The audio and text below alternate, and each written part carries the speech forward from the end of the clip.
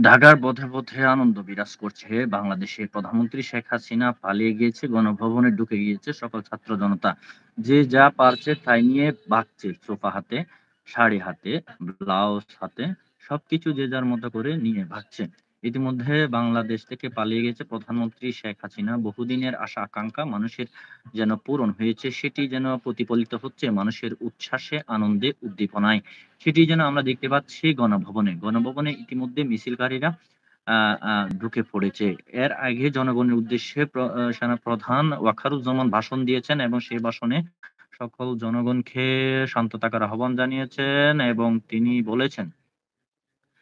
বলেছেন যাতে অচিরেই এই সমস্যা থেকে সমাধান করবেন এবং সকলকে সকল কর্মকাণ্ড থেকে তিনি কিন্তু বিরত থাকার জন্য আহ্বান জানিয়েছেন।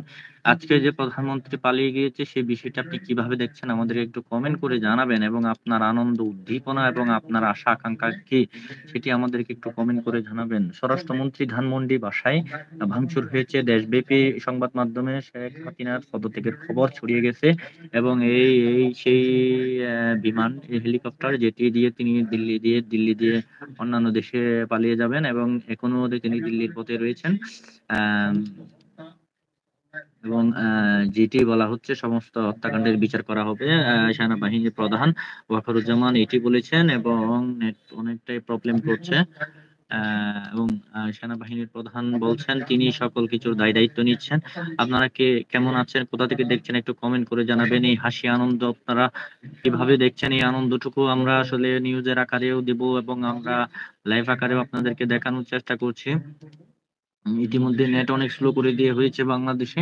তবে সেনাপ্রধান ওয়াকারুজ্জামান বক্তব্যের মাধ্যমে সকলের সহযোগিতা কামনা করেছেন।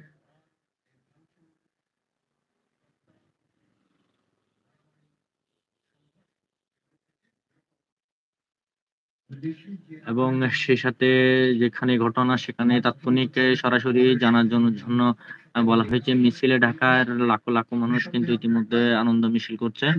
স্বাভাবিক হয়েছে নেট এবং মিছিল নিয়ে ঢাকার রাজপথে লাখো লাখো মানুষ। সরাসরি প্রধানমন্ত্রী পদত্যাগ করেছেন। অন্তর্বর্তী সরকার গঠন করা হবে। সেনাবাহিনীর প্রধান বলেছেন এবং তিনি বিএনপি, জাতীয় পার্টি, জামায়াতে ইসলামের সঙ্গে নিয়ে বিভিন্ন শিক্ষক সহ বিভিন্ন নেতাকর্মীদের নিয়ে তিনি কিন্তু আলোচনা করেছেন। আলোচনা করার পর তিনি বক্তব্য দিচ্ছেন এবং দেখতে পাচ্ছেন।